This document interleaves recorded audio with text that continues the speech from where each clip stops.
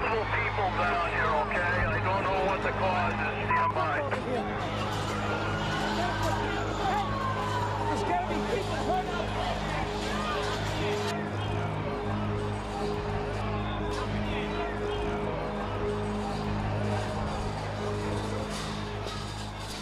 Good evening, everyone, and welcome to RFL. I'm Richard French, and thank you very much for joining us this Tuesday evening, April 16th. Now, more than 175 people were injured in the Boston Marathon bombings, and today, at least 17 of them in critical condition. We are learning more about those who were hurt, the 3 who lost their lives, and also about the state of the investigation. Our own Andrew Whitman, he joins us live now from Boston with the very latest. Andrew? Good evening, Rich. We are now getting our best first-hand look at the site of all of that carnage yesterday. We are about 2 blocks away from where the marathon ended yesterday and, of course, where those blasts happened. You can see in the distance investigators on the streets, some wearing white, combing through everything that they can look through in trying to assess what happened here. As the people of Boston, they sit and they swap stories about those who have been lost and suffered in the most unimaginable way. And the investigation continues, trying to answer those 2 main questions: who did this and why? The youngest of the 3 people killed, 8-year-old Martin Richards, standing with his family near the finish line of the Boston Marathon when the first of the 2 bombs went off yesterday afternoon, the blasts just seconds apart. His sister and mother among the more than 175 injured when the small, crudely made explosives went off. Packed, investigators say, with nails, metal pellets, and ball bearings designed to do maximum damage.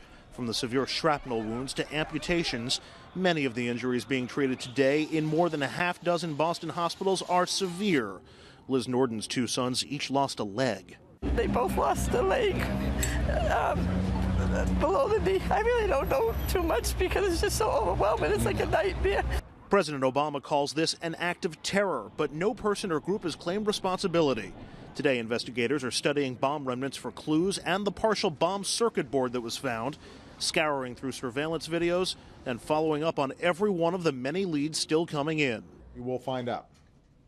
We will find whoever harmed our citizens, and we will bring them to justice.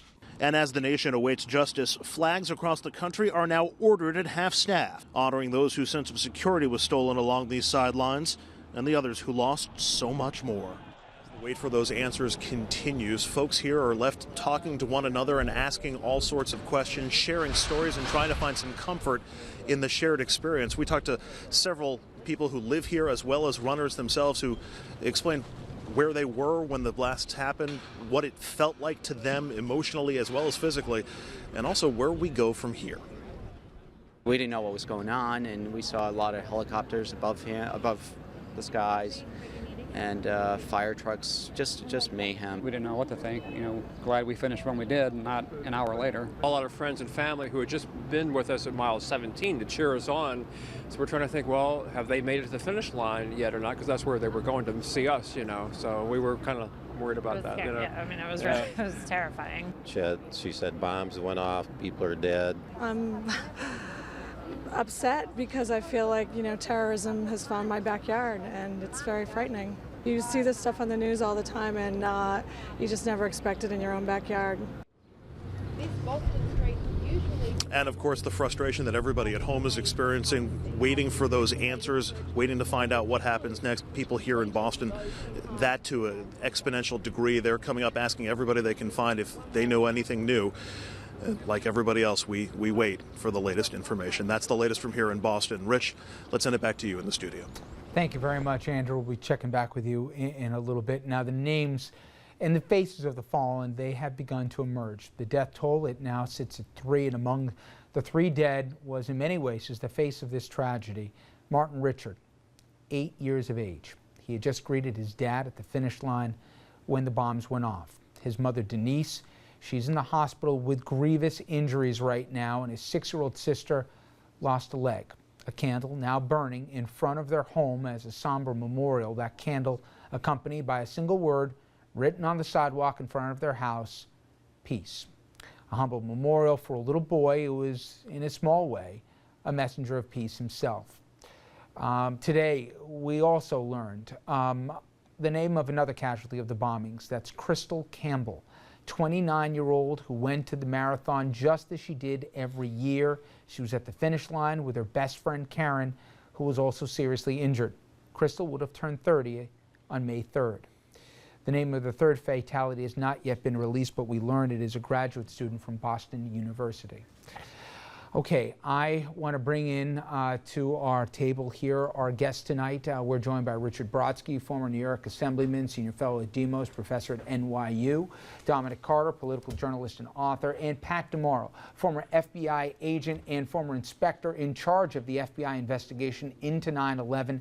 Pat, currently the chairman and CEO of Global Risk and Investigative Diligence. It's a firm specializing in investigative work and security counseling.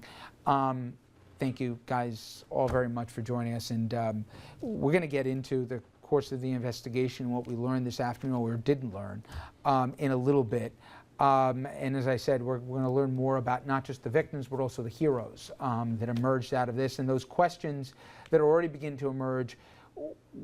What comes next? What kind of trade-offs we may have to accept? What about the next time there's a marathon or a parade or a big game?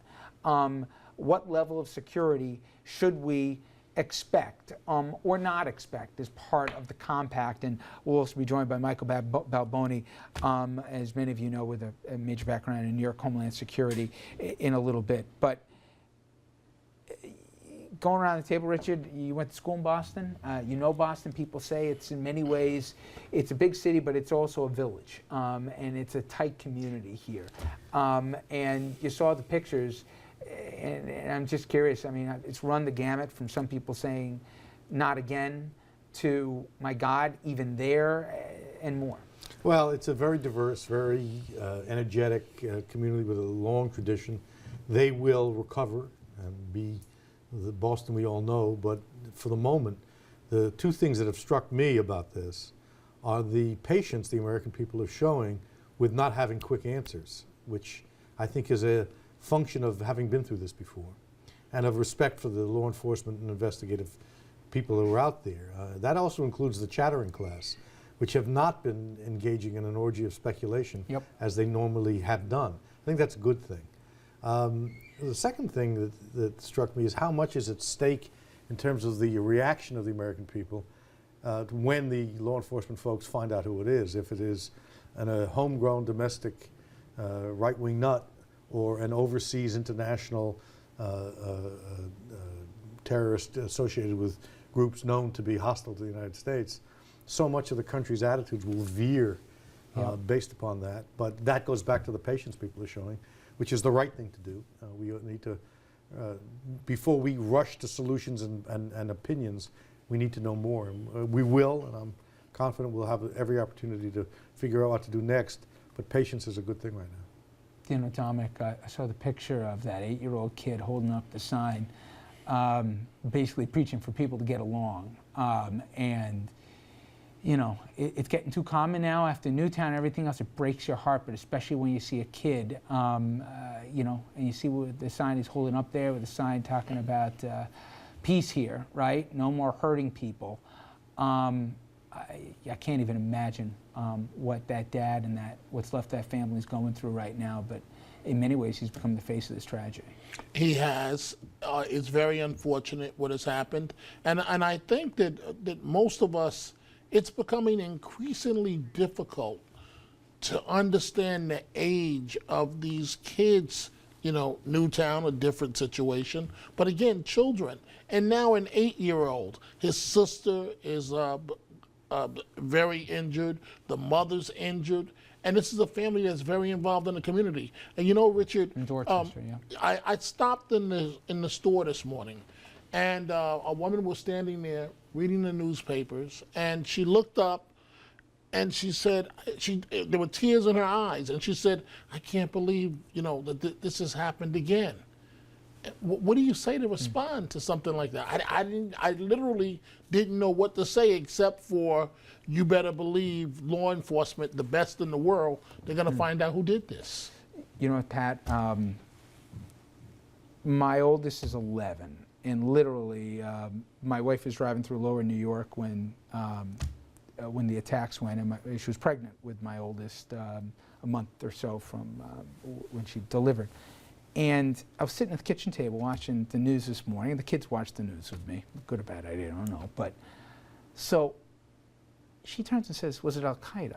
And I looked at her and I said, my gosh, like, we take this from a generational standpoint, but if you think just in that generation of what they've grown up and what this new normal might be here, that the instinctive question is who was behind this, and they can name a terror cell. Nobody at this table, and nobody that I know of, knows better than you some of the dangers that are out there in this world, both outside the borders and inside. But when you see this play out, a scene that should be in Baghdad, but instead it's in downtown Boston on Patriots Day, even you must be taken aback. Well, you're always taken aback. I can remember the first anniversary of 9/11. We had a memorial at FBI headquarters, and I couldn't sit there. I was still so angry and so mad. You know, it's a controlled anger, but law enforcement at this particular stage doesn't have time to grieve. They've got a job to do, so they'll be working around the clock. But you're always surprised when something like this strikes America. But I can tell you, this won't be the last time. There is prior to 9/11, people have forgotten the name Hezbollah. But prior to 9/11, Hezbollah killed more Americans than any other terrorist organization around. And then it was Al-Qaeda. And everybody focuses on Al-Qaeda when something like this happens because of the devastation of 9/11 and their ability to conduct such an attack. But, I wish I could sit here and tell you that I think it's over, it's going to diminish, but I don't believe that.